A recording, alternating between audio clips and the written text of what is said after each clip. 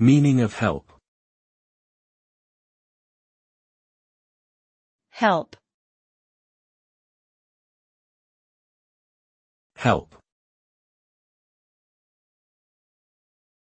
Help. Help.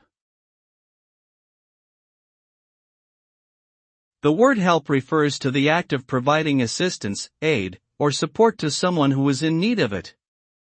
When we help others, we are offering our time, resources, and expertise to alleviate a problem or difficulty they may be experiencing. Helping can take many forms, from simple gestures of kindness to more significant acts of charity or philanthropy. Ultimately, helping others is a fundamental part of being human and represents our ability to empathize with and care for one another. By helping others, we can create more harmonious, compassionate, and interconnected communities.